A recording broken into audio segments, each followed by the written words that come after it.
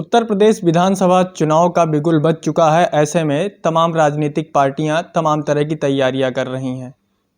चुनावी चर्चा के लिए इस समय हमारे साथ मौजूद है केंद्रीय वित्त राज्य मंत्री पंकज चौधरी जी। सर, एनबीटी ऑनलाइन में बहुत बहुत स्वागत है आपका। धन्यवाद। सर, 10 फरवरी से मतदान शुरू हो रहे हैं, क्या कुछ तैयारियां हैं भारतीय जनता पार्टी की? देखिए, भारतीय जनता पार्टी कोई चुनाव जब समाप्त होता है उसको दूसरे दिन से फिर से कार्यकर्ता हमारे तैयारी पे लग जाते हैं, चाहे वो जनता की सेवा हो, चाहे संगठन का कार्य हो। और भारतीय जनता पार्टी पूर्ण रूप से तैयार है। हमारे बूथ स्तर के कार्यकर्ता सबका वेरिफिकेशन हो चुका है, सारे लोग लग चुके हैं, सारे लोग अपना अपना कार्य कर रहे हैं। सर, लंबा कार्यकाल रहा है आपका, विगत 3 दशकों से आप राजनीति में हैं, क्या माहौल नज़र आ रहा है? देखिए, जहाँ तक मेरे अनुभव का सवाल करेंगे, अभी जन आशीर्वाद यात्रा, जन विश्वास यात्रा हम लोग पार्टी निकाली थी, उसमें मैं 10-11 दिन रहा। और उस 10-11 दिन में जो विभिन्न जिलों में मैं गया और जो मैं माहौल देखा, जो उत्साह कार्यकर्ताओं का, जनता का देखने को मिला, मैं दावे के साथ कह सकता हूँ कि भारतीय जनता पार्टी 2017 से ज़्यादा सीट लेकर के इस बार पुनः जीत करके आने वाली है। सर, गोरखपुर से हैं आप, महाराजगंज से सांसद रहे और गोरखपुर से मुख्यमंत्री योगी आदित्यनाथ भी चुनाव लड़ने का ऐलान हो चुका है, उनकी सीट भी हो चुकी है। उसको लेकर क्या कुछ तैयारियां हैं? बहुत प्रसन्नता है कि हमारे गोरखपुर के ही सांसद थे जोगी जी, आज पुनः वहाँ से विधानसभा का चुनाव लड़ने जा रहे हैं एज ए मुख्यमंत्री के रूप में। और गोरखपुर में वो जो मुख्यमंत्री के रूप में लड़ेंगे तो निश्चित तौर से उसका प्रभाव अगल बगल जिलों में भी पड़ने वाला, पूर्वी उत्तर प्रदेश से अच्छा रिजल्ट आने वाला। सर, मुख्यमंत्री जी चुनाव लड़ रहे हैं तो विपक्ष में आप किसको समझ रहे हैं कि विपक्ष में ये मौजूदा विपक्ष सबसे सक्रिय माना जाएगा अगर देखा जाए तो? देखिए, गोरखपुर वो सीट है जब भारतीय जनता पार्टी के अंदर ही 2 लोग लड़े तो first second Bharatiya Janata party रही और थर्ड पे सपा रही तो कोसों दूर रही। तो भारतीय जनता पार्टी के लिए गोरखपुर सीट और जोगी जी के लिए खासतौर कोई लड़ाई नहीं है।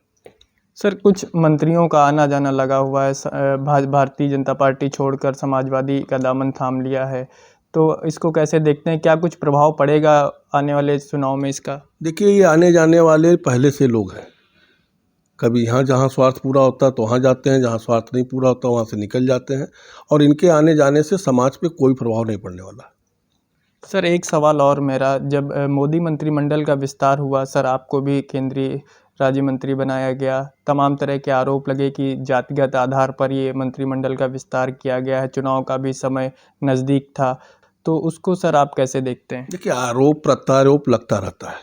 मोदी जी ने जो सबका साथ सबका विकास का नारा दिया, आप अगर देखें तो जितना भी जन कल्याणकारी योजनाएं हमने उसमें कहीं पे ना जाति देखा है, ना धर्म देखा है।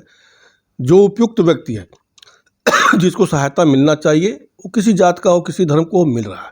उसी के आधार पर अगर आप कहें तो मंत्रिमंडल में भी भारत के इतिहास में पहली बार 27 पिछड़ा मंत्री बनाए गए, 12 दलित मंत्री बनाए गए, 8 एसटी मंत्री बनाए गए। तो सबको प्रतिनिधित्व देना ये कोई राजनीति तो है नहीं। कहीं ना कहीं सबका सहयोग, सबका सहभागिता लेने का काम पार्टी ने किया।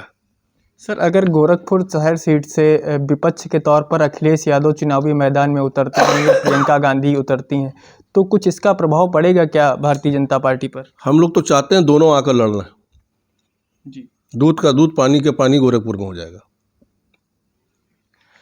तो ये हमारे साथ मंत्री जी थे, जिनका साफ तौर पर कहना है कि उत्तर प्रदेश विधानसभा चुनाव को लेकर भारतीय जनता पार्टी की पूरी तरह से तैयारियां हैं, और अगर गोरखपुर सीट से चाहे अखिलेश यादव हों या प्रियंका गांधी, दोनों भी अगर उनके मुख्यमंत्री जी के सामने चुनाव लड़ते हैं तो दोनों ही हार का सामना करना पड़ेगा। लखनऊ से एनबीटी ऑनलाइन के लिए संदीप तिवारी।